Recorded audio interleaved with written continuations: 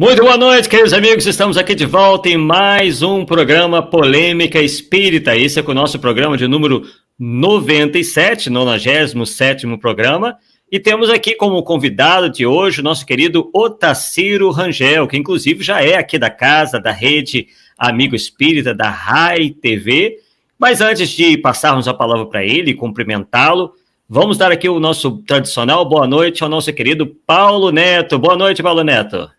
Boa noite, Arthur. Boa noite, Otacílio. Boa noite, Fernanda. Parabéns, hoje você chegou em primeiro lugar. Muito bem.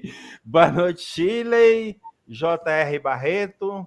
Então, boa noite a todos. Nós estamos aí com o nosso convidado, o Otacílio Rangel, que vai falar de um tema, até mesmo lá para trás, bem atrás a gente falamos, e isso é bom porque eu fico feliz porque vai ter mais algum que vai jogar a minha tese, vamos dizer assim, que eu não estou sozinho, né?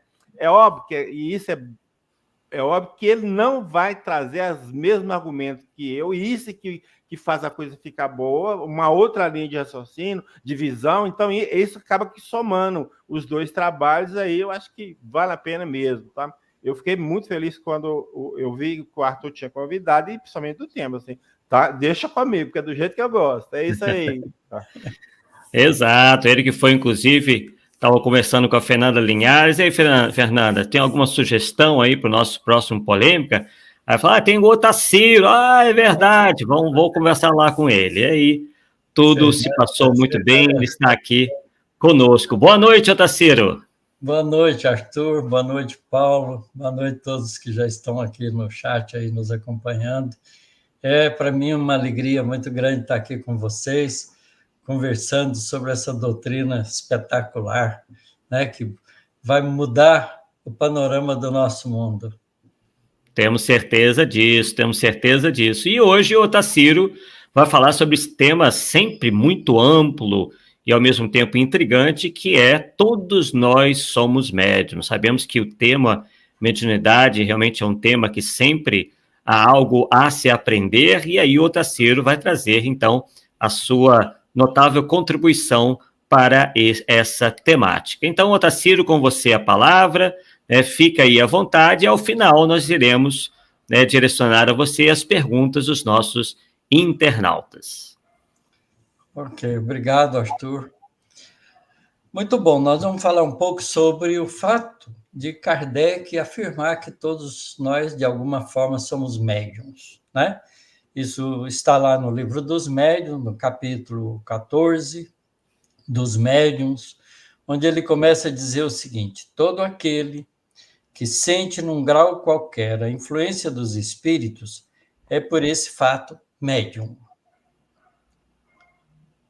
Essa faculdade é inerente ao homem, não constitui, portanto, um privilégio exclusivo.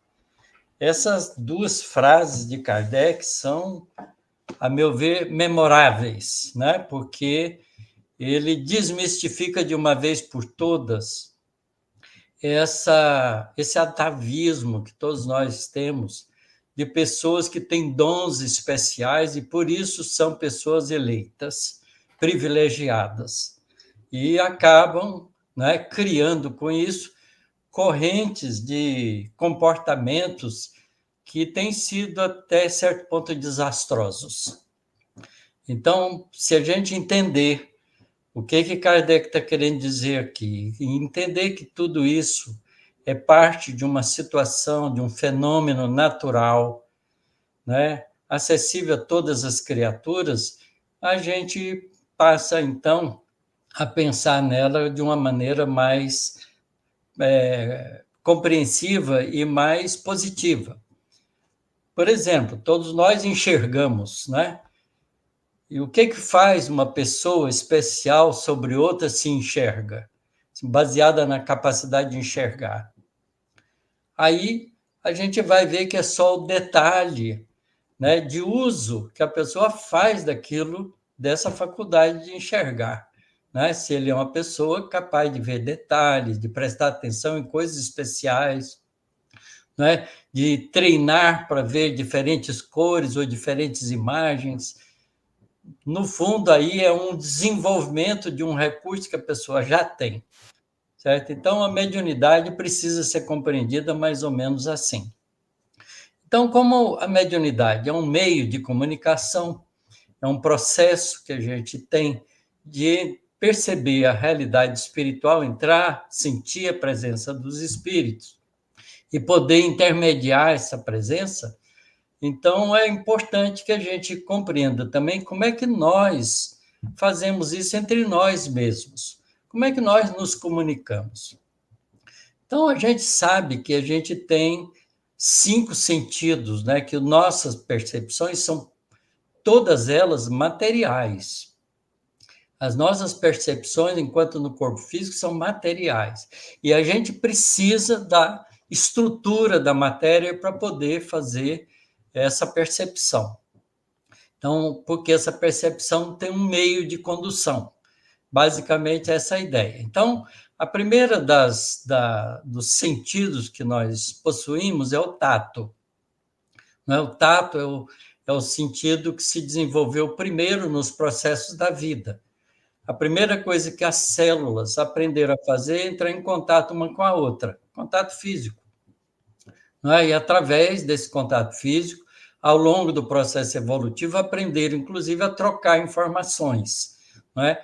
As células que trocam informações genéticas pelo contato. Então, a gente, estudando a natureza, a gente sabe que esse contato, não é uma experiência que começou rudimentarmente e, no ser humano, ela é bem especial, porque a gente tem uma capacidade perceptiva pelo tato que envolve dois tipos de fenômenos. O primeiro deles é o contato que a gente chama de contato físico, que, por incrível que pareça, não tem contato físico. Já começa por aí. Quem estuda física, né, e conhece que a gente é feito de moléculas, né, e coisas organizadas, o nosso tecido, a nossa mão, né, todo o nosso corpo é feito de células que estão estruturadas à custa de moléculas, né, de estrutura atômica da matéria que se organiza e forma moléculas. Então, quando a gente... nos átomos, a coisa que a gente sabe é que o átomo tem um núcleo carregado e tem uma esfera eletrônica em volta. E a gente sabe que forças de mesma natureza, cargas de mesma natureza, quer dizer, cargas negativas se repelem ou cargas positivas se repelem, mas cargas positivas e negativas se atraem, isso é uma lei do eletromagnetismo, lei de força, né, com relação às cargas elétricas. Então, quando a gente pega um dedo da gente e começa a se aproximar do outro, quando a gente pensa que está tocando, a gente está só sentindo a repulsão da nuvem eletrônica das moléculas desse dedo que estão sentindo a nuvem eletrônica das moléculas do outro dedo. Então, ele está medindo uma força. Quanto mais você fizer pressão, maior essa força. E a gente tem nervos sensores que transformam essa impressão da força elétrica, não é, em correntes elétricas e leva essa informação através do sistema nervoso para o cérebro. E lá no sistema cerebral, não é, há uma região do sistema cerebral em que a consciência, né, estou usando a linguagem da matéria, a consciência, então, interpreta aquilo como um toque, como uma impressão de contato. Mas veja bem, isso é a interpretação da consciência.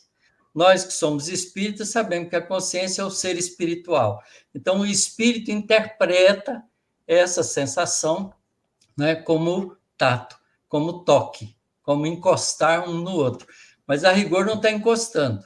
Se a gente encostasse um elétron no outro, a força seria tão grande, né, que a gente não sustentaria. De modo que é só uma aproximação mesmo. Por mais força que você coloca, você não consegue interpenetrar os elétrons do meu dedo de cá com os elétrons do outro dedo de cá. Certo? Então, é bom que a gente saiba disso, que é uma força repulsiva que a gente está medindo, percebendo. Mas o tato também tem uma outra percepção, que é a percepção da temperatura. A gente sabe que está quente ou está frio, porque há um fluxo de energia térmica através da nossa pele, né? Quando esse fluxo de energia é de fora, de fora para dentro, a gente sente calor. Quando é de dentro para fora, a gente sente frio, né? Por que a gente sente isso? Porque a gente sabe que as moléculas dos nossos dedos, das nossas mãos e as moléculas do ar, onde a gente está inserido, estão em agitação por causa da temperatura, por causa do calor, do movimento, né? Que essas moléculas têm. Quanto mais quente, mais rápido elas se movimentam. Então, quando uma molécula colide com o nosso corpo, e se ela está mais energética do que nas vibrações do que a molécula do nosso corpo, a gente absorve a energia dela e sente calor.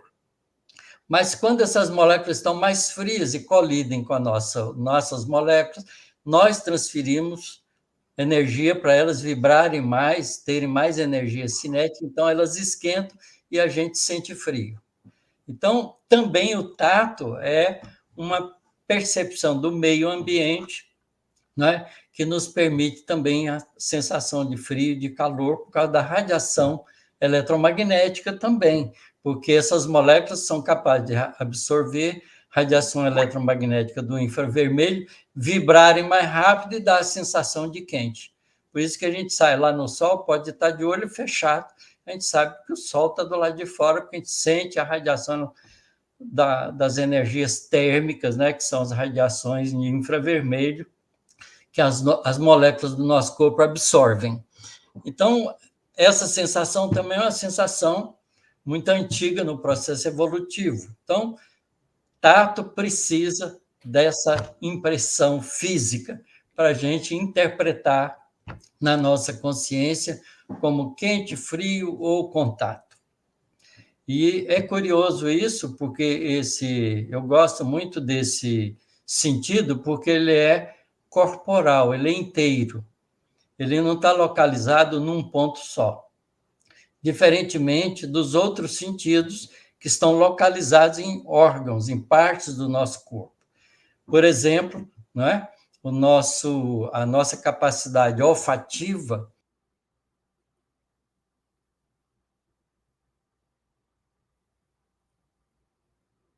Ué, caiu? Acredito que sim. Internet tem dessas coisas, né, pessoal? Qual é isso? Já voltou já. Deu uma queda. Pronto, tranquilo, acontece. A minha internet é boa, nunca aconteceu isso, não, é a primeira vez. Acho que eu estou esquentando muitas coisas aqui.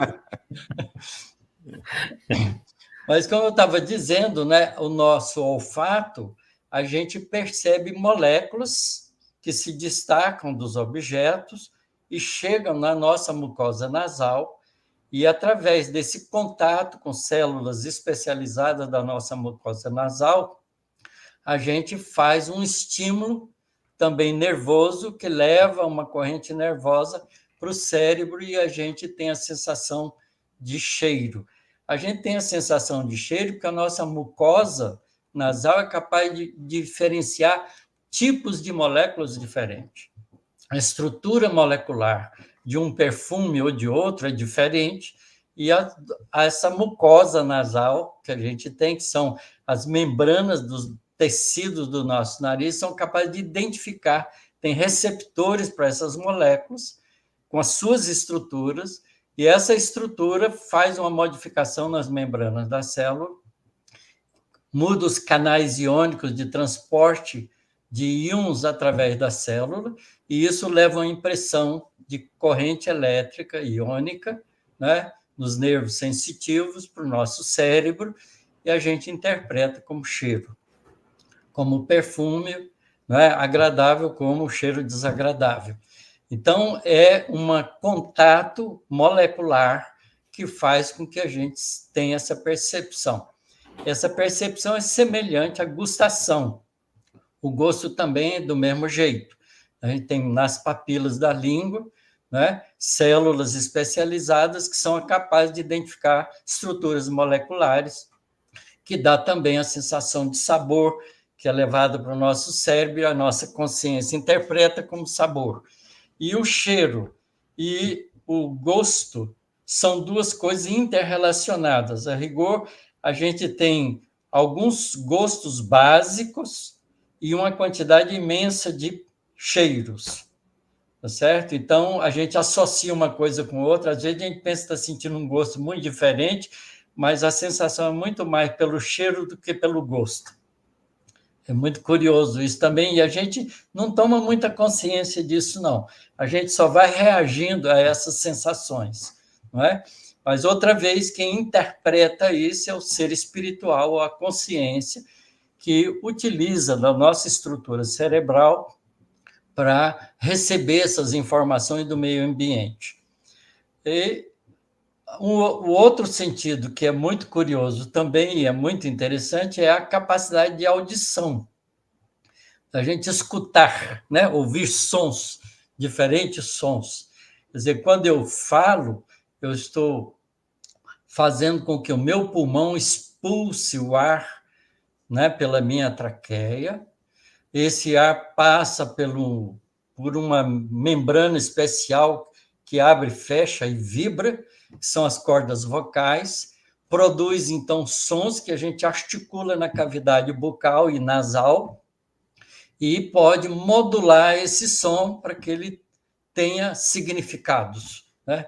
A palavra foi um avanço espetacular na nossa evolução. A partir da palavra, quando a gente aprendeu a conversar, o nosso pensamento se desenvolveu muito rapidamente a partir daí, porque a gente pôde comunicar, pôde trocar informações de uma maneira muito importante, que acelerou o processo de aprendizado nosso. Isso foi lá nos idos, né, da nossa época ainda de Homo erectus e coisa do tipo, né? Talvez um pouco mais perto de nós, do Homo sapiens, ou neandertalense. A gente aí não tem uma informação muito precisa de quando a fala foi descoberta pelo ser humano, foi utilizada como mecanismo de comunicação. Antes era muito mais mímica e gesto, como uma boa parte dos animais fazem.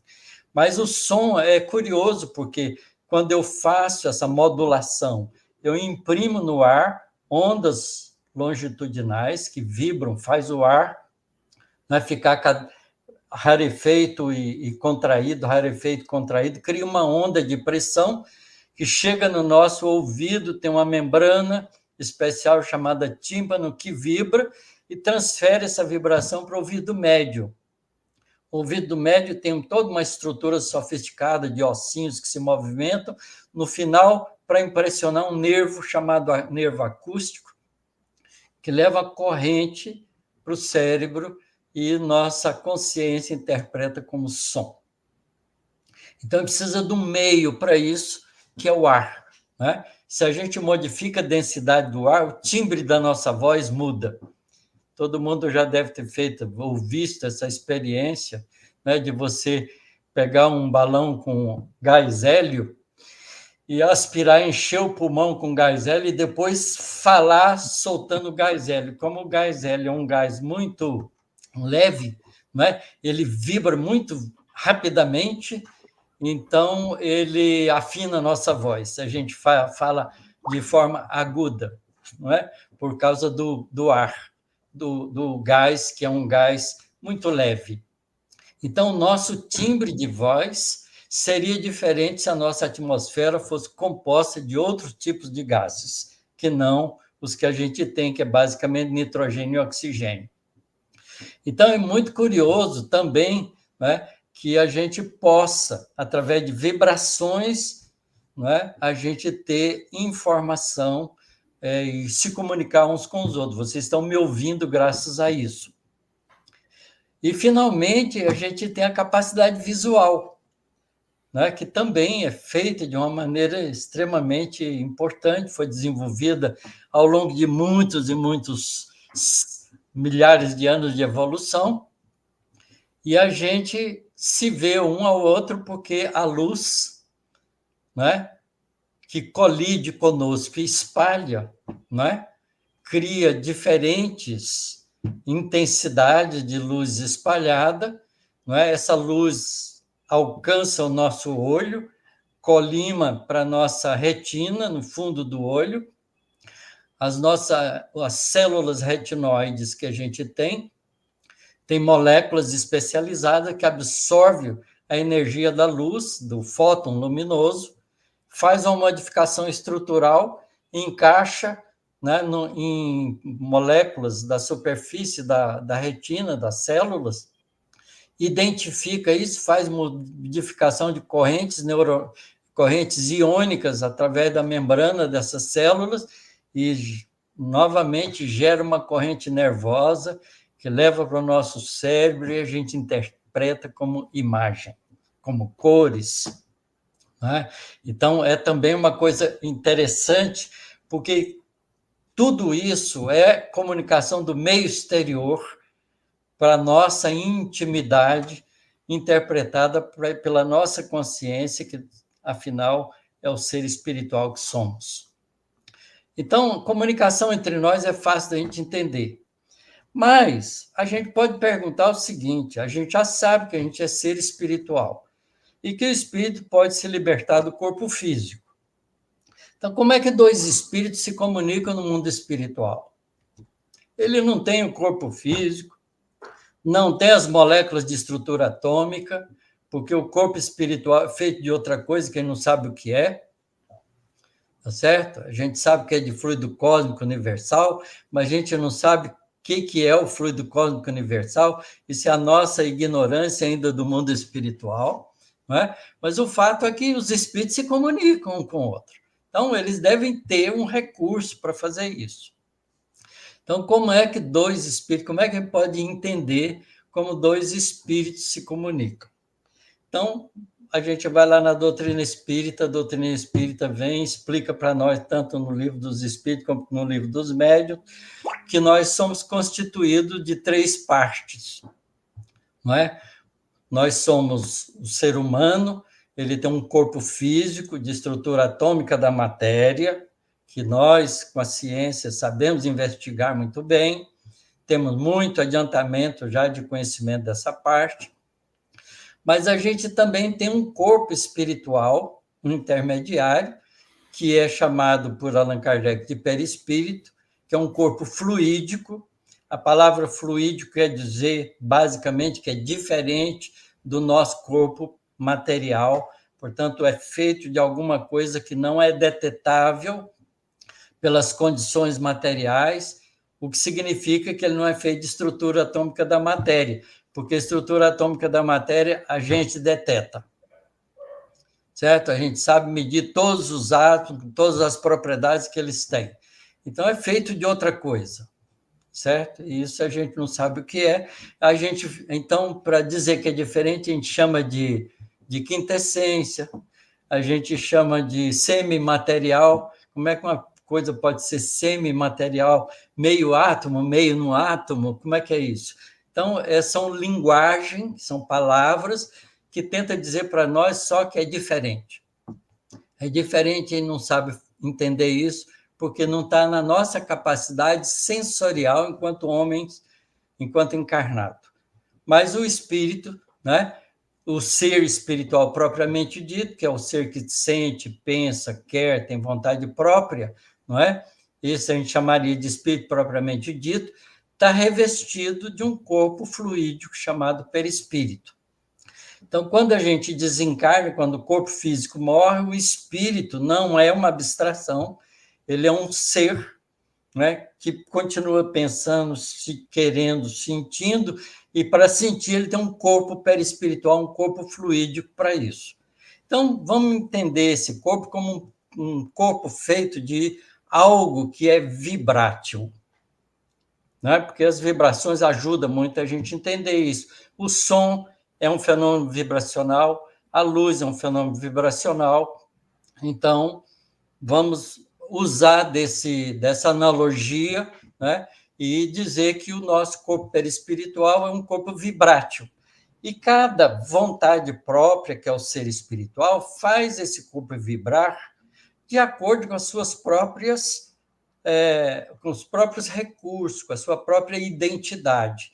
Então, quando um espírito pensa, ele gera nesse corpo vibrações que se propagam através do fluido cósmico que o espírito está vivendo, mergulhado numa matéria sutil, que a gente não sabe o que é feito, que é chamado de fluido cósmico, que enche o universo inteiro. Né? Então, esse fluido, né, cósmico transmite essas vibrações e um e outro indivíduo espiritual que está ali por perto, se seu corpo perispiritual vibrar com as mesmas frequências, né, com o mesmo diapasão daquele outro, ele entra em comunicação com ele. E aí, curiosamente, a percepção do espírito não é uma percepção localizada, mas é uma percepção no corpo espiritual como um todo, no perispírito. Então, o perispírito não precisa, a rigor, de ter olho, ouvido, não é? Boca, nariz, porque o corpo de percepção dele é o corpo próprio, o corpo inteiro, como se fosse um tato. Por isso, o tato é um sentido interessante, porque a gente tem no corpo inteiro. Então, o perispírito sente com a sua própria estrutura. Né? É um corpo estruturado, feito de uma matéria que a gente não sabe explicar qual é, mas que quando a gente vai para o mundo espiritual, a gente pode, pelo menos, se tocar, se ver, né? Porque a gente é revestido dessa estrutura, né? E então dois espíritos se comunicam porque eles pensam e geram ondas vibráteis nos seus corpos perispirituais que podem entrar em comunicação através do meio que é o fluido universal. Perfeito, então a gente entende isso, sabe que os espíritos se veem, se ouvem, porque a interpretação de ver e ouvir é do espírito, ele interpreta as vibrações dessa maneira. Então ele tem a sensação de ouvir, de ver, exatamente como a gente tem no corpo físico, sem explicar como é que isso se dá, né? Porque a gente não sabe como é que a consciência interpreta essas coisas. Mas isso transfere para o mundo espiritual do mesmo jeito. Então, não há por que a gente não dar esse passo. Muito bem. Aí a gente começa a pensar o seguinte, bom, mas o ser humano, como está bem descrito pela doutrina espírita, não é? O indivíduo tem um corpo espiritual também, né? Eu estou aqui no meu corpo físico, mas eu também tenho esse corpo espiritual. Se eu for capaz, de alguma maneira, emancipar meu corpo espiritual do meu corpo físico, que seja parcialmente, eu posso entrar em contato com outro espírito que não tem um corpo físico. Porque eu tenho esse corpo vibrátil, ele também tem um corpo vibrátil, basta que eu entre em sintonia com ele. Tá certo? Então, eu posso perceber um espírito, né? E contar para os meus amigos, olha, tem um espírito aqui, assim, assado, então eu sou médium, tá certo? Isso é ser médium. Não é? Ser capaz de alguma maneira, identificar essa percepção que a gente já tem em si próprio. Curiosamente, a gente sabe também que quando a gente dorme, a gente pode deixar o corpo físico parcialmente e sair mais livremente, emancipar-se parcialmente do corpo físico e entrar em contato com outros espíritos. Então, de qualquer maneira, a gente está sempre em contato com o mundo espiritual, independente do fato de a gente ter consciência disso ou não. É aquela história que a gente tinha de alguns séculos atrás, né? Poucos séculos atrás, todo mundo achava que a Terra girava em torno do Sol e estava todo mundo enganado, não é? Quer dizer, todos nós fazemos isso e não tomamos consciência disso. Quando a gente muda o referencial da gente, a gente começa a perceber. Quando a gente mudou o referencial da Terra, pôs o referencial no Sol, a gente entendeu todas as órbitas dos planetas e tudo mais e percebeu que a gente não era centro de coisa nenhuma, não é? Então, essa experiência de aprendizado a gente vai fazendo à medida que a gente se abre para ela. Nossa capacidade de curiosidade e de perceber, de investigar, de querer entender, é que faz abrir esses caminhos para a gente. Então, a gente tem essa experiência na gente, mas a conscientização dela depende de nós nos amadurecermos para isso. Aliás, tudo é assim, né? Se você vai numa exposição de quadros, de pintura, e você não entende nada de pintura, você acha o quadro bonito ou feio, te agrada ou te desagrada no máximo. Ah, não gosto desse jogo de cores, essa imagem ficou muito distorcida e ponto. Mas quando você estuda a arte, compreende todas as técnicas, aí você olha o quadro de forma diferente, porque você sabe analisá-lo e sabe extrair dali o que o autor do quadro quis com aquele tipo de pintura. Então, é esse o papel nosso na busca do conhecimento, né? Então, a gente tem essa realidade com a gente, mas a gente não toma consciência dela. A gente acha que o sonho é uma pura fantasia, mas a gente também não sabe explicar o que é fantasia. A gente usa a palavra, mas não sabe explicar o que é. A gente usa a palavra imaginação, mas não sabe explicar o que é imaginação, não é? Porque a imaginação é a capacidade de formar imagem, não é? Então, a gente forma imagens, se as imagens são fictícias ou reais.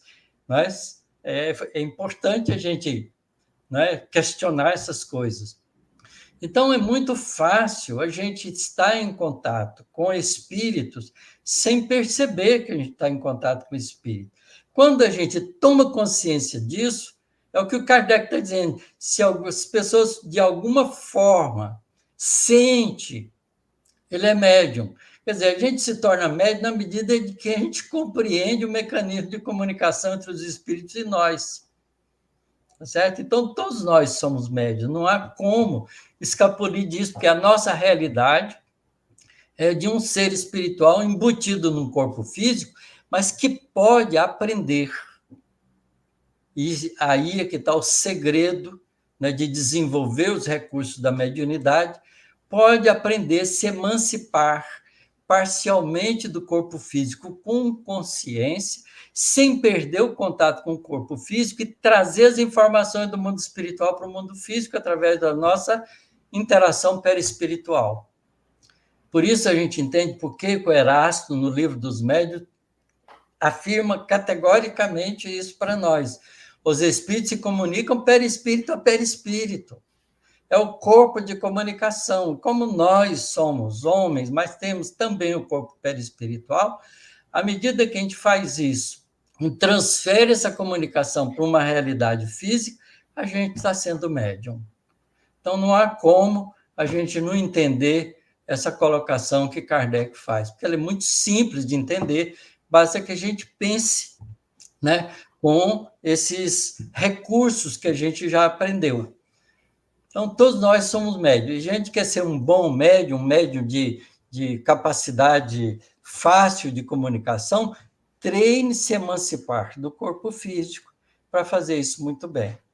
Muitos de nós nem sabem dormir, a gente deita, dorme e fica deitado, o espírito deitado junto com o corpo e não sai dali o dia inteiro. É o que a gente fazia quando a gente era homem primitivo. É como fazem os animais, não é? Eles não têm autonomia para sair por aí. A gente só aprendeu a sair por aí quando a gente começou a aprender a comunicação, especialmente com a palavra. Porque a gente começou a trocar informações e aí a nossa possibilidade de fazer isso enquanto dormia com os espíritos cresceram e a gente então começou a ter informações do mundo espiritual através do sono, né? E a gente começou, então, a criar todos os nossos mitos que a gente desenvolveu na história da humanidade. Então, a própria mediunidade, por isso mesmo, explica todo esse mecanismo, né, de desenvolvimento dessa mitologia toda, né, de céu, inferno, muitos deuses, porque, a rigor, estava entrando em contato com uma realidade que a gente não compreendia direito ainda. Então, basicamente, né, fica fácil da gente entender que todos nós somos médiuns. Agora, a especialidade mediúnica vem do fato do corpo do médium, do espírito do médium, né, ter a habilidade desenvolvida de ação com a corporificação. Se eu sou um indivíduo que desenvolve a capacidade de escrever com facilidade e tudo mais, essa comunicação que eu vou trazer do mundo espiritual, posso fazer, né? Perispírito a perispírito, mas comandando no meu corpo a capacidade da escrita, na minha estrutura cerebral e no mecanismo, né, que eu desenvolvi para escrever, ou para enxergar com a visão diencefálica, com a visão lá dentro da estrutura mental, né, da estrutura do cérebro, ou com outras possibilidades, e aí vai variar os tipos de mediunidade que cada um pode desenvolver.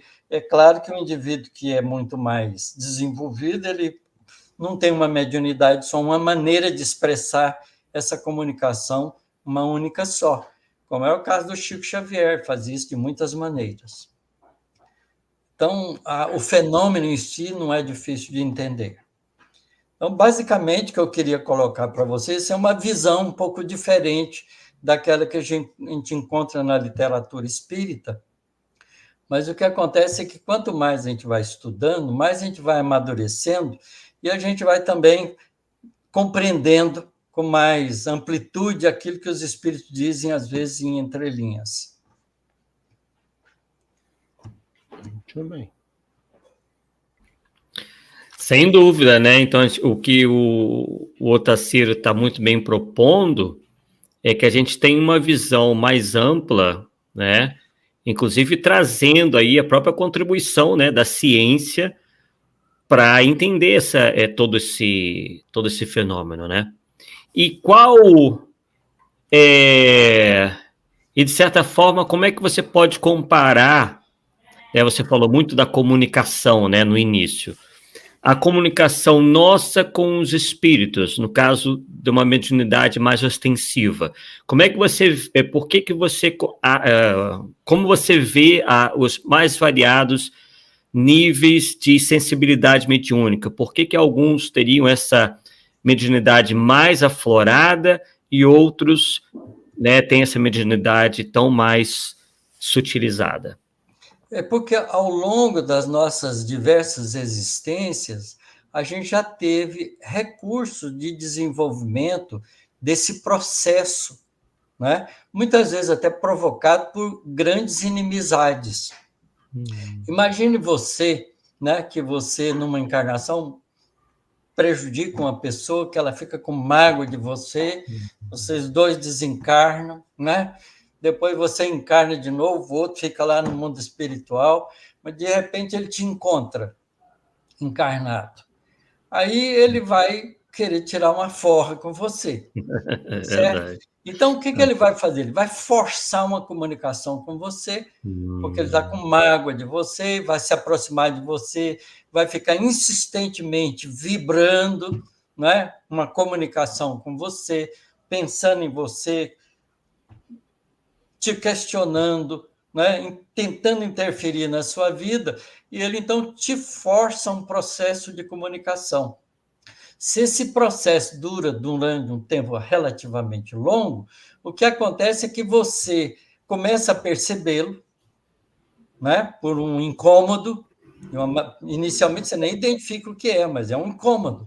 Até que você acaba tendo consciência, porque durante o sono físico ele aproveita para te encontrar. E o que acontece é que você vai identificando isso e vai tendo, não é, uma reação de defesa para isso. Na reação de defesa, muitas vezes, você, quando sente ele enquanto você está acordado, a vontade que você tem é de fugir dele. E muitas vezes você entra até em convulsão, sai do corpo físico por causa do medo, né, por causa da necessidade de fugir daquilo, é uma defesa, né? Então você começa a aprender de uma maneira forçada a se emancipar do corpo físico, tá certo? Então, muitas vezes a gente desenvolveu recursos de mediunidade por causa dos processos obsessivos, tá certo? Outras vezes a gente fez isso porque desejou, né? Porque quis aproveitar as experiências da noite. Isso depende do amadurecimento de cada um. Então, às vezes, a gente encontra pessoas que são meio difíceis, complicadas, mas tem uma mediunidade, uma facilidade mediúnica grande, por porque foi desenvolvido às custas de uma pressão, né, de compromissos espirituais, de inimizades espirituais. Do mesmo jeito que a gente pode também, né, fazer isso com a visita de espíritos amigos, bondosos, né, que vão nos ajudando, né, nesse contato mais íntimo com a gente, a fazer a gente perceber a realidade do mundo espiritual. Então, a gente vai encontrar de tudo, né, desde uma gama de uma violência muito agressiva até um amor muito sublime, mas você vai encontrar todo tipo de nível de facilidades para esses processos. Ei, você citou aí ó, a questão da emancipação, né? E o Francisco Eudes da Silva lança uma pergunta: como treinar essa emancipação? Isso é uma boa coisa. A meditação ajuda. O processo de concentração, de meditação, ajuda a gente a fazer isso. O próprio mecanismo da prece, né? Porque quando você tenta fazer uma oração, uma prece, você tenta alhear-se das outras coisas e voltar para um objetivo diferente. Então, esse processo te facilita a emancipação da vida física para uma vida espiritual. Então, há vários mecanismos para isso. Quer dizer, por isso as casas espíritas bem orientadas fazem um treinamento com experiência. Aliás, Kardec diz isso muito claramente. Você sabe a rigor se uma pessoa é médium por experimentação. Tá certo? É experimentando. Não adianta a pessoa falar, eu sou médium. Então, vamos ver. Vem para a reunião, vamos ver se funciona a mediunidade mesmo. Tá certo? Porque é através desse exercício que a gente vai aprendendo a emancipar. Eu tenho mais ou menos 61 anos que eu participo de reunião mediúnica. Né? A gente aprende a fazer isso. Pouco tempo, muito pouco tempo. Eu comecei no tempo de juventude Legal. espírita, né? Então, estou indo até hoje, eu faço parte de reunião mediúnica sempre, tive experiência maravilhosa ao longo da minha vida. Imagino. Paulo? Otacílio, eu acho que a grande dificuldade do entendimento da questão da mediunidade de ser para todos é que Kardec coloca mais ou menos o seguinte: ele divide a mediunidade, melhor dizendo, em dois tipos. A mediunidade no sentido amplo, que essa todos nós temos, e no sentido restrito, aquela que é ostensiva. Então o cara já está sentindo mesmo, tá mais, vamos dizer, mais adiantado que o primeiro, deu para entender? Sim. E aí, quando ele fala assim, precisa ser médio para. Ele está falando de qual? Do outro, da ostensiva, que não é todo mundo que é. Então, como esse da ostensiva não é todo mundo que é ostensivo, aí o pessoal conclui que nem todos são médios, quando na verdade a mediunidade é isso. O ostensivo é um grau superior de mediunidade, se a gente pode falar assim, mas que a mediunidade todos temos. A questão 459 pergunta se os espíritos influem em nossas vidas, não é isso? Mais ou menos foi falando assim: via de regra, sou eles que vos dirigem. Isso. Não é isso? Falou certo. Que só para os médios ou para todo mundo? Falou para todo mundo. Então acabou, meu. Então acabou. Essa resposta que os espíritos dão, não é? Bota todo mundo no mesmo balai, né? Na mesma situação. Né? O problema todo, mas isso é semelhante ao que eu falei antes, Paulo. Todos nós, né, a menos que a gente seja cego, todos nós enxergamos, mas nós não enxergamos do mesmo jeito. Tá certo? A capacidade visual de cada um de nós é desenvolvida de acordo com os nossos interesses. Né? Então, somos nós que nos tornamos médiuns ostensivos pelo querer, pelo se esforçar, pela capacidade de desenvolver na gente, não é, a consciência clara do fenômeno, percebendo o fenômeno de comunicação com o mundo espiritual. Eu acho que aquele exemplo que você deu da pessoa em frente ao quadro, eu acho que aquilo que é legal, porque o médio ostensivo, o médio comum só é aquele que olha o quadro. Né? Olha o quadro. Só bonito, é feio, só fica nisso, né? Vamos dizer assim. Agora, o ostensivo é aquele que estudou, que sabe os detalhes de cor, de luz, não sei o quê, entendeu? Eu acho que é esse retrato que colocou, eu acho que explica bem. Eu vou usar a química para deixar isso mais claro. Uhum. Você pega 2 líquidos brancos, mistura, fica azul. Tá certo? Aí você fala, meu Deus, que mágica você fez. Não é? Olha, o bandeirante lá que foi para Goiás, pegou uma bacia, pegou a água do rio, sem os índios ver, misturou álcool e pôs fogo. E ameaçou os índios, eu vou pôr fogo na água se vocês não me derem o que eu quero. Tá certo? Pôr fogo no rio. Não é que os índios não sabiam o que era álcool, a diferença entre álcool e água, nem viu o que ele fez, não é? Então, quando a gente não compreende a coisa, a tendência da gente é se proteger daquilo, não querer aquilo, ter medo daquilo, né? Porque a gente ainda não tem a coragem de enfrentar o desafio para poder compreender. Tá certo? Então, se a gente quer realmente ter a facilidade da comunicação com o mundo espiritual, vai fazer um treinamento. Tá certo? Tem regras para isso. O livro dos médiuns está cheio de instrução para facilitar a vida das pessoas que querem isso. Não é? Porque é uma experiência de comunicação com uma realidade diferente daquela que está acostumada no cotidiano, do dia a dia da vida do ser humano. Não é? Então, você tem que conhecer isso e se preparar para isso, porque toda experiência nova tem risco. Se você não conhecer o fenômeno, conhecer como é que se dá, quais são as regras daquilo, você corre o risco também de entrar num caminho perigoso. Perigoso. Tá certo? Então, para você ter uma mediunidade boa, tem que praticar. A gente viu, o Chico Xavier é um médium maravilhoso. Quantas encarnações ele está fazendo isso?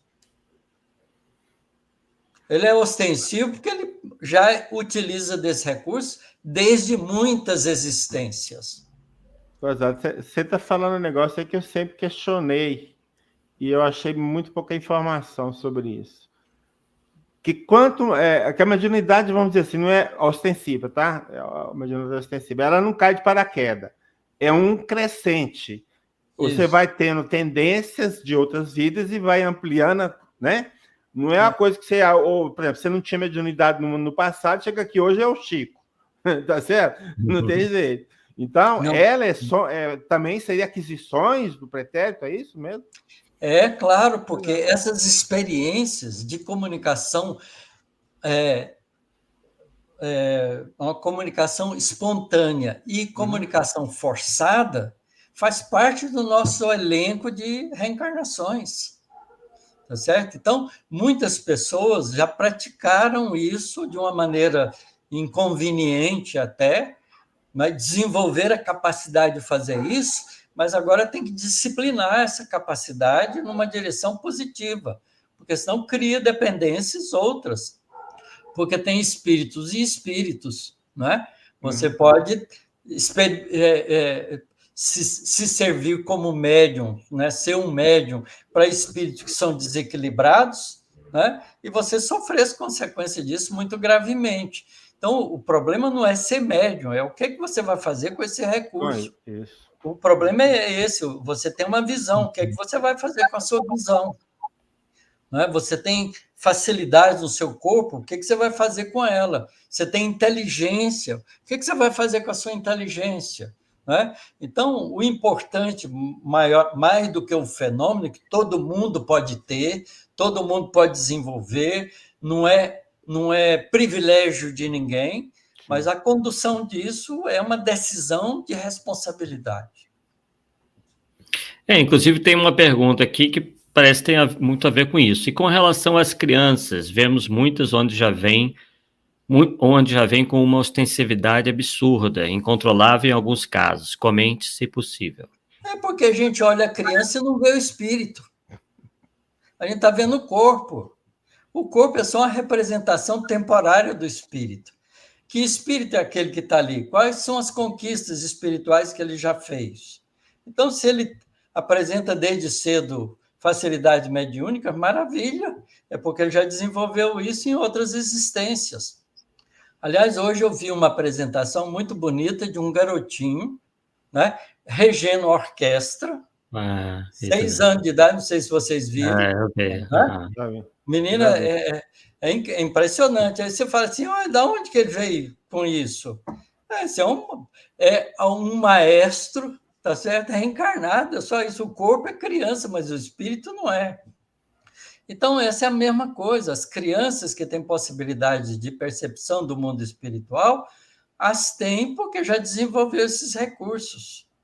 E, mais ainda, a criança, na fase infantil, principalmente na fase de 0 a 7 anos, ela está com um pé aqui e outro lá. Né? Ela ainda não reencarnou direito. Ela está no meio do caminho e a percepção da realidade espiritual para ela é natural. Ela não faz distinção. Se ela vê um espírito e vê uma pessoa encarnada, ela não sabe diferenciar um do outro. Para ela é a mesma coisa. A Ivone Pereira via os espíritos como pessoas na casa dela todo o tempo. Não senta aí que tem fulano sentado. Né? Porque uma pessoa que não estava vendo ia sentar na cadeira que tinha um espírito sentado. Tá certo? Então, é outra história. O problema é que a gente ainda está apegado à vida única. Quando a gente olha a criança desse jeito, está pensando numa vida única. E o que você diria, Otacílio, sobre a questão da influência do organismo na mediunidade, no potencial mediúnico de cada um? Esse é um ponto importante, né? Porque há informações, né? A gente tem informações de que o corpo facilita o processo, né? É uma espécie. Mas eu interpreto isso, né? Porque eu nunca entendi como é que os órgãos podem facilitar isso. O que eu interpreto é a facilidade de você se emancipar do corpo físico, de controlar o campo de força que liga o espírito ao corpo, que é funcional. Certo? Se o indivíduo faz isso, ele cria no corpo a facilidade de desligar-se dele. Não é porque desenvolveu algum órgão que facilita isso. Exatamente. Certo? O que a gente facilita é ter controle sobre o campo. Eu vou dar um nome para isso, porque a gente precisa de nome para entender. O campo psicobiofísico que liga o espírito ao corpo. O corpo perispírito ao corpo físico. Porque tem um campo de ligação. Né? Quando você vai reencarnar, né, o seu corpo espiritual tem que ser ligado ao ovo fecundado para poder começar a desenvolver ali o corpo adequado para você. Você vai gerenciar, de alguma maneira, né, pelo seu estado psíquico, psicoemocional, vai gerenciar todas aquelas divisões celulares para formar um corpo adequado para você. Né? Tanto é que, quando é gêmeo, univitelino, cada um faz um corpo. Né? Os corpos são parecidos, mas são diferentes. Até a impressão digital é diferente. Certo? Porque tem uma característica daquele que manipulou os processos biológicos para poder fazer a corporificação própria para ele. Tá certo? Então, como é que é essa ligação? A gente não sabe isso direito. A gente não tem conhecimento, né, ainda adequado, nem do mundo físico, nem do mundo espiritual, de como é que o espírito, o corpo perispiritual, se liga à matéria grosseira. Talvez seria uma predisposição orgânica que permite ao espírito emancipar do corpo com maior facilidade. É mais ou menos por aí, não é isso? Eu acho que ele já reencarna fazendo isso no corpo. Tá. Alguns têm aventado essa questão da glândula epífise. Como é que você vê essa tese?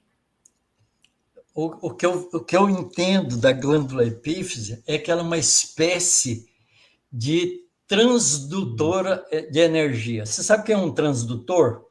Transdutor é um equipamento, um instrumento que transforma um tipo de energia no outro. Certo? Então, por exemplo, microfone é um transdutor. Transforma vibração em corrente elétrica, né? Que depois pode ser transformada em ondas eletromagnéticas através do circuito elétrico jogado por aí. Tá certo? O alto-falante também é um transdutor, porque você faz um ímã vibrar com a corrente elétrica e ele vibra um cone que faz vibrar o ar e transforma a energia elétrica em energia de ondas de som. Então, o transdutor é um equipamento, né? um instrumento que transforma um tipo de energia em outro. Então, pelo que eu pude perceber, a epífise é uma glândula especial que está ligada ao centro de força coronariana do corpo espiritual, do perispírito, e ela é capaz de transformar a energia espiritual em energia física. Como é que isso se dá? A gente não sabe, porque não sabe como é que o espírito influi na matéria. E aproveitando, Otacílio, essa sua larga experiência na mediunidade, o que você sugeriria como uma espécie de passo a passo resumido até para que a pessoa eduque essa mediunidade, passando, né, assim, pelo passo a passo até chegar na reunião mediúnica, já pelo menos minimamente preparado para as manifestações? Olha, para que a gente possa ter uma mediunidade que possa ser utilizada de maneira positiva, a bem do seu próprio desenvolvimento espiritual, é preciso que você conheça a realidade do mundo espiritual e a relação do mundo espiritual com o mundo físico, tá certo? E o que significa viver na vida física, né? Porque a vida física a gente vive por viver, a maioria das pessoas vive por viver.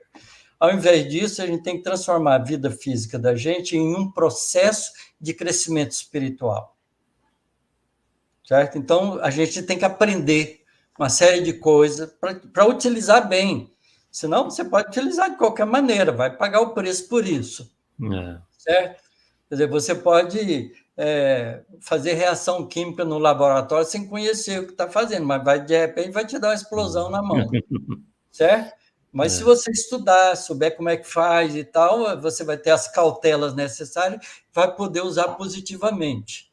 Né? Então, o primeiro objetivo que eu vejo é a pessoa ter conhecimento da realidade espiritual. Então, tem que estudar a doutrina espírita, porque é a única que nos oferece isso com simplicidade e facilidade. Estudar a doutrina espírita, estudar a comunicação do mundo espiritual com o mundo físico, o mecanismo, e aí fazer, depois de conhecimento sólido, da responsabilidade que isso implica, começar a fazer exercícios. Certo? Então, a gente aqui na nossa Casa Espírita, a gente propõe uma iniciação para isso de 3 anos. No primeiro ano, a pessoa vai aprender as coisas básicas da doutrina espírita. No segundo ano, continua aprendendo coisas básicas da doutrina espírita, coisas básicas da relação do mundo espiritual com o mundo físico, e começa a fazer algumas experiências do tipo fazer concentração, fazer prece, né? Ficar pensando numa coisa, né, bem definida, né, boa, durante um tempo, que a gente não consegue. Isso é um exercício difícil. Você ficar 3 minutos pensando numa coisa só. Não é nada trivial isso. Certo? Então, imagine passar meia hora, 1 hora numa reunião mediúnica sem perder a atenção daquilo que você está fazendo. Então, esse é um exercício gradual, certo? Então, aí no 3º ano já começa a ter algumas possibilidades de comunicação, tá certo? Depois que a pessoa faz esses 3 anos, aí ele vai ser engajado em algum grupo mediúnico e aí vai praticar a vida inteira. Isso é para aprender um pouquinho para a próxima encarnação ficar mais fácil, porque não aprende uma vida só. A Esther pergunta, uma dúvida que sempre tive, alguém que não é médium ostensivo, pode, através de um treinamento, digamos assim, se tornar um médium ostensivo? Pode, eu já vi isso acontecer. Eu já tive um grupo mediúnico que eu participei dele, e tinha uma senhora que fazia parte desse grupo, tinha 15 anos que ela fazia parte do grupo, era fiel, né, estudiosa e participante do grupo. Aí, depois de 15 anos, ela começou a ter mediunidade de psicofonia. 15 anos depois. Nossa. Muito interessante. E se tornou uma médium boa. Uhum. Agora, tem gente que já vem com isso porque aprendeu às vezes, na pancada, né? Em vidas anteriores, então já chega com o fenômeno pronto, mas agora precisa discipliná-lo, educá-lo. Né? Então, desenvolvimento mediúnico implica em autoeducação, em controle do sistema emocional, né? é uma tarefa de atenção consigo próprio, muito delicada. Sim. E, obviamente, sempre está trabalhando o aspecto, claro, do estudo fundamental, não preciso nem dizer, mas também do desenvolvimento moral, né? Pois é isso que eu disse, né? Se você quer fazer isso com responsabilidade, você tem que aprender a transformar a sua vida numa experiência de crescimento espiritual. Todo o valor moral entra aí.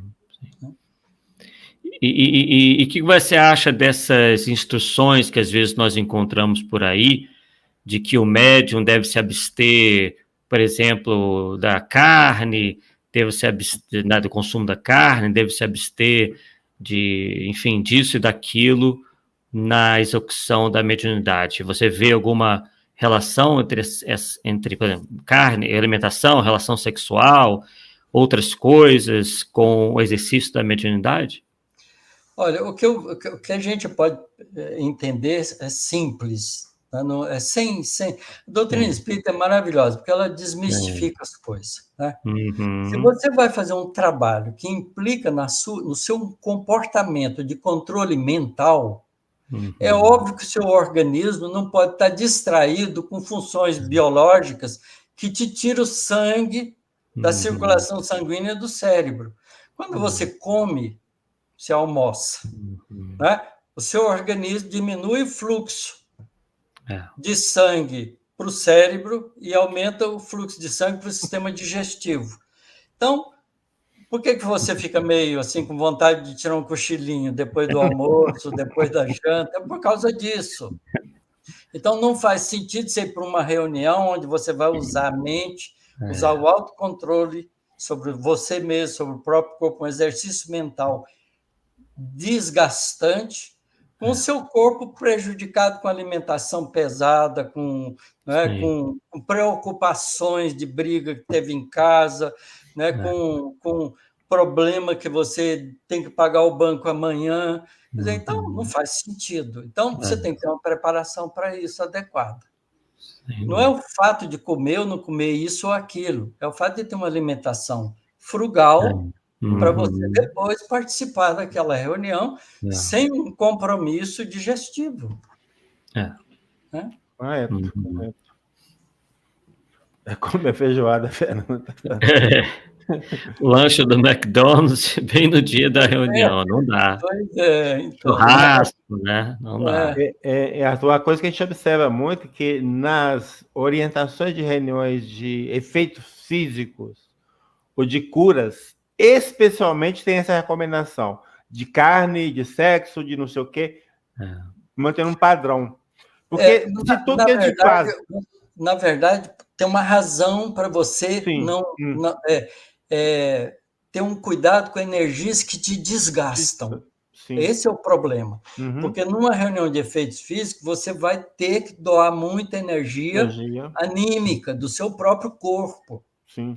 Tá certo? Então, se você ainda está digerindo coisas, se você está com desgaste, com cansaço de outras atividades, porque não é só sexo, é também um exercício físico.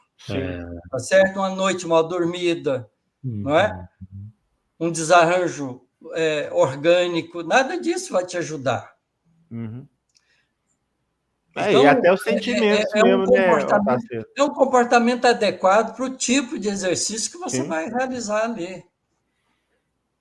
Tem que ser, não tem outro jeito. Por exemplo, o que a gente tem é que os nossos pensamentos podem produzir energias positivas e negativas. Claro. Né? Então, você imagina... o sentimento que você está vestindo os seus pensamentos. Aí você brigou com a mulher, vai lá na reunião mediúnica, quer receber espírito. Você não perdoa a mulher e está falando para o espírito, ô meu irmão, perdoa.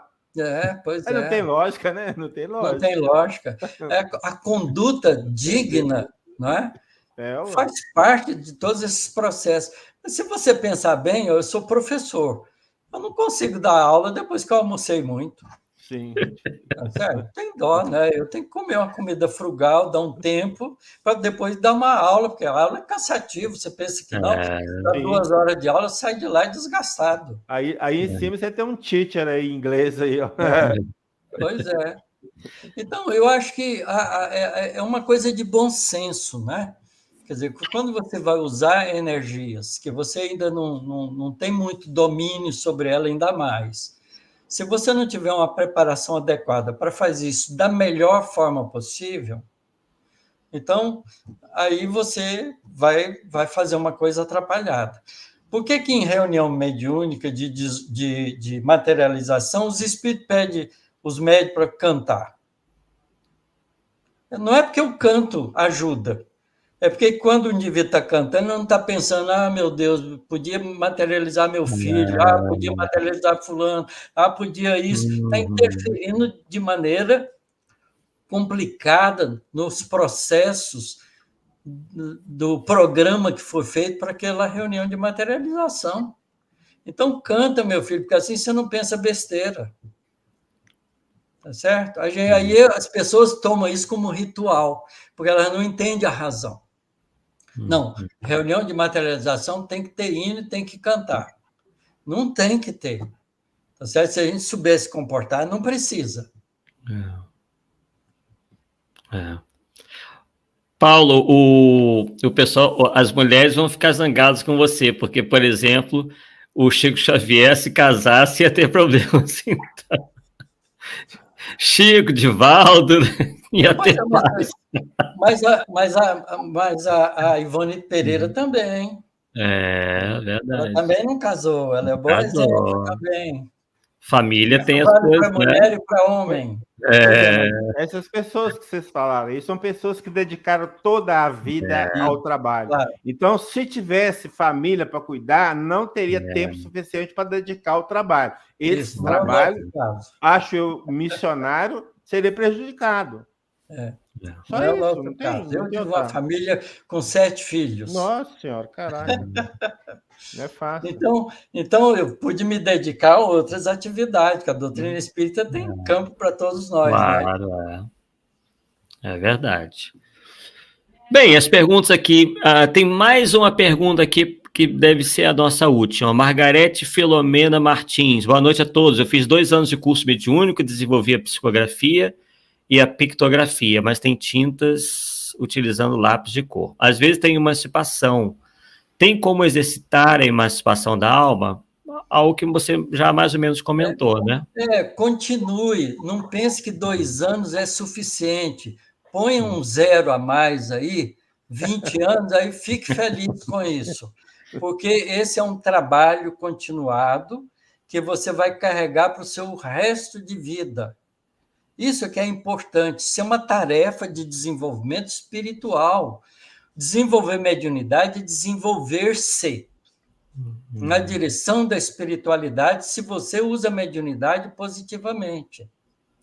Então, é um trabalho de crescimento espiritual. Tá certo? Então, a gente tem que pensar isso. Não pensa que tem um cursinho rápido que vai te dar um diploma que você vai virar médium. Isso não existe. Né? A gente tem vários cursos organizados, né, de mediunidade, várias casas espíritas, né? Mas a gente tem que mudar o nome disso, em vez de curso, e colocar como ciclo. Né? Troca o C de curso por C de ciclo, porque são ciclos que vão se repetindo espiralmente crescente. Arthur, vê se essa pergunta do Cado é interessante. Vê se você consegue colocar aí também. A última. A última, sim. Guilherme. Certo. Outra, Ciro, que você poderia falar da questão tão debatida da mediunidade versus animismo. Pois esse é um problema que preocupa muito também as casas espíritas e os grupos mediúnicos. Na verdade, eu gosto muito de uma colocação que o Aksakov faz, né? Alexander Aksakov, ele diz assim: não existe mediunidade sem animismo, nem mediunismo nem animismo sem mediunidade. O que acontece é que a interação espírito-corpo tanto pode se dar com o espírito do próprio dono do corpo, quanto o espírito alheio. Quando um espírito, quando um médium, por exemplo, entra no estado sonambúlico, ele não está sendo médium, ele está só num fenômeno anímico. Ele saiu do corpo e está interagindo, vendo o mundo espiritual. No momento em que ele se torna intérprete de um outro espírito que quer dar recado para alguém, falar por ele, olha, fala para o fulano assim, assim, assado, ele aí é um médium sonambúlico, porque ele virou intermediário, médium intermediário, tá certo? Mas o fenômeno de desdobramento do corpo é do ser humano. Então, isso é um fenômeno anímico. E se o espírito do médium, quando deixa o corpo físico, emancipa parcialmente do corpo físico num desdobramento sonambúlico, por exemplo, e ele toma consciência da sua integridade espiritual, né? Lembrando de outras experiências, da riqueza cultural que ele tem, que já adquiriu outras vidas, ele mesmo pode pegar pela mão dele, do corpo dele, e escrever uma mensagem de nível alto, que ele não conseguiria fazer quando estivesse em estado de vigília natural, porque ele não lembraria das coisas espirituais, porque está esquecido enquanto está no corpo físico. Então, você vê, isso aí é um fenômeno anímico, tá certo? É uma comunicação psicográfica do espírito do próprio médium. Então, é difícil a gente distinguir essas coisas. Na obra de André Luiz, tem um caso de uma mulher que começa a ter uns ataques lá e entra em estado de êxtase e sai do corpo físico e fica se debatendo, tá certo? E o André Luiz fica preocupado, porque ela está tendo ali, todo mundo ali na reunião interpreta que ela estava tendo uma comunicação mediúnica, e ela estava só sendo perturbada pela lembrança de uma vida anterior, induzida por um espírito que estava perto dela, nas proximidades dela, não é, cobrando dela. Então, a gente, às vezes, não sabe distinguir. Não importa. O dialogador da reunião conversa como se fosse um espírito, porque, no mínimo, é o espírito do médium, também precisa ser educado, precisa ser orientado, precisa ser ajudado. Então, a gente não precisa ter essa preocupação, porque, naturalmente, o próprio médium vai aprendendo, com a experiência, distinguir o que é dele e o que não é dele. Tá certo? E médium é um filtro. Então, toda comunicação tem a cor do médium. Você pega, por exemplo, um papel celofane verde e põe na frente do sol. Que cor você vai ver o sol? Verde. Se você pegar um amarelo, que cor você vai ver o sol? Amarelo. Se você pegar um vermelho, que cor você vai ver o sol? Vermelho. Então, o médium é um filtro. Ele vai transmitir aquela comunicação com a roupagem psicológica, cultural que ele tem. Tá certo? O espírito vai usar o vocabulário do médium, não é? Os recursos que o médium possui. Portanto, não há uma comunicação onde o espírito está sendo absolutamente ele mesmo. Tá certo? Porque para ele ser assim, ele tem que estar encarnado. Ou ele mesmo está conversando com outro espírito. Se está conversando conosco, através de um médium, vai passar pelo filtro do médium. Então, sempre tem uma coloração do médium. Não importa isso. Importa o conteúdo da coisa e como que ela chega para a gente. E se é um conteúdo que precisa de esclarecimento, esclareça-se. Se é um conteúdo que esclarece a gente, vamos aproveitar. Sem dúvida, Muito sem bem. dúvida. Bem, não temos mais perguntas. Paulo? Tacira, assim, a sua visão é totalmente diferente da minha. Eu achei interessante por isso, porque a sua abordagem, eu fui muito mais doutrinário. A sua, vamos dizer assim, é mais técnica. E isso amplia a compreensão da gente, tá? Eu acho que valeu muito e, para mim, correspondeu à expectativa que eu fiz mesmo, tá? É isso aí. E a gente nos coloca à disposição, né, para qualquer dia que se quiser voltar no programa. Tá? A minha ideia aqui era dar realmente uma tintura mas um pouco mecanicista do mecanismo, para poder tirar essa visão, né, de que a gente não nessa vida eu não vou ser médium. Ninguém pode dizer isso. Não. Tá certo? Eu não sou médium. Ninguém pode dizer isso. É só a experiência ao longo do tempo é que mostra. Porque todos nós temos o recurso para ser. Tá certo? Porque isso não é privilégio. Nós ficamos admirando os médiuns maravilhosos que trabalham por aí, mas isso não pode esquecer que isso é conquista ao longo do tempo. Se nós fizermos o mesmo caminho, vamos conquistar igualmente. Então, a orientação que a gente encontra no Livro dos Médiuns, na doutrina espírita, é uma doutrina, é uma orientação muito preocupada com o que nós vamos fazer com esses recursos.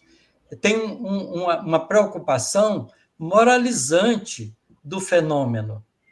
Mas isso não implica que a gente não tenha o dever de entender os mecanismos do fenômeno para poder saber exatamente, não é, o que fazer para poder conduzi-lo de maneira moral, equilibrada, de uma forma construtiva para nós, como seres em evolução. Certo? Então, é uma visão, mas eu tenho a visão inteira que você está falando, Paulo. Não, sim, mas é justamente por isso. E eu sei que a preocupação moral é fundamental. Fundamental. O que você vai fazer num grupo mediúnico? Quer dizer, eu nunca deixei de participar de experiência mediúnica desde que eu me tornei espírita. Eu me tornei espírita com 18 anos e meio estava começando a frequentar mocidades espíritas, com 19 anos eu já fui para grupo mediúnico e nunca larguei nenhuma dessas atividades de estudar, de experienciar, de desenvolver os recursos que eu posso em mim. E eu posso garantir para vocês que eu não sou um médium lá, essas coisas não, eu tenho que desenvolver muita coisa, apesar dos 60 e poucos anos de experiência, porque isso é um aprendizado longo. É um aprendizado para sempre. Você usou um termo aí. Nas encarnações seguintes, vamos continuar aprendendo recursos da mediunidade, porque esse é o nosso programa de evolução para estar cada vez mais em pleno contato com a realidade espiritual, encarnado ou não. Tarcísio, você usou um termo aí que eu adorei. Porque geralmente o termo que a gente ouve por aí, de um tempo para cá, eu comecei a ver que não tem nada a ver. Você designou o cara, a pessoa, o componente da reunião, de dialogador. Tá? Eu acho que esse é o termo mais adequado, porque o que a gente está acostumado e fala muito é doutrinador. Doutrinar, você doutrina até politicamente falando. Tá? O dialogador que é diferente. Convencer, fazer o cara raciocinar e mudar de comportamento, só isso. Dialogador tem que ser um indivíduo que faz um acolhimento. Sim. Ainda mais. Porque ele vai dialogar com profundo respeito pela dificuldade que o outro tem. Então, ele tem que ser um dialogador acolhedor, mais do que tudo, porque, às vezes, o acolhimento fala muito mais do que as palavras que você vai usar. Sem dúvida. E o Tarcísio, nós falamos no início que você é aqui da casa, né, da Rai TV. Conta aí para o pessoal onde é que eles que programa, né, que dia, o horário em que eles podem te encontrar novamente aqui na Rai TV. Olha, eu estou fazendo um estudo já há algum tempo de algumas das obras do André Luiz na sexta-feira, né, das 9 da noite até as 10h30 da noite. Através do IGESE, mas o Rai TV também participa, tem várias plataformas que participam junto. E eu comecei, há um tempo atrás, fazendo um estudo sobre Deus e as leis da natureza. Gastei 17 episódios, né, sempre na sexta-feira, de 9 às 10h30 da noite. Depois eu peguei o livro Mecanismo da Mediunidade, porque é um livro complicado, difícil para a maioria das pessoas, e como eu sou físico, né, tenho experiência com toda aquela instrumentalidade e ciência e as coisas que o André Luiz usa ali no livro, procurei, né, traduzir um pouco aquilo para ficar mais palatável o livro. né? E agora estou fazendo isso com Evolução em Dois Mundos, que a gente já está terminando, faltam umas 9 sextas-feiras para a gente terminar. E pretendo continuar com outros temas, né? Então, esse é um estudo que está bem sistematizado já há alguns anos. Quem quiser participar, está aberto, fácil. Né? Feito o convite aí. E é uma família, a gente já fez uma família com 50 pessoas participando, é muito divertido, muito agradável. É verdade.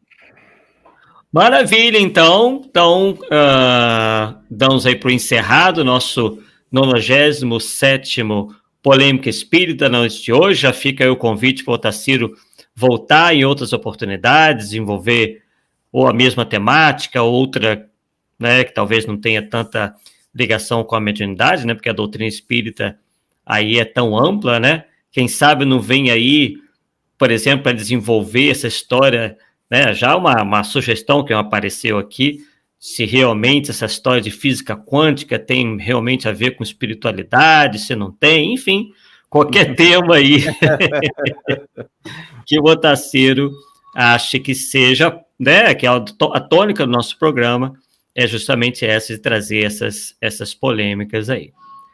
Otacílio, quer dizer mais alguma coisa antes da gente encerrar? Eu quero agradecer a vocês, né, pela acolhida generosa, pela oportunidade da gente poder contribuir de alguma forma com o pensamento espírita. E eu entendo que a gente vai devagarinho. A doutrina espírita é uma doutrina universalista, ela não disse a última palavra, a gente tem muito que aprender, e eu acho que o estudo o conhecimento cultural ajuda muito a gente entendendo também a doutrina, né? Eu acho que as pessoas às vezes falam assim, como é que você é físico e você é espírita, né? Eu acho que a física me ajudou profundamente a entender muita coisa da doutrina espírita, e a gente tem dois lados, né? Precisa dos dois conhecimentos, né? Porque o conhecimento espiritual nos abre um leque que a ciência não nos abre ainda, né? Então, a gente precisa de juntar os dois conhecimentos, como bem fez Kardec, bem ele argumenta na Gênese, né? Mostrando isso para a gente com clareza.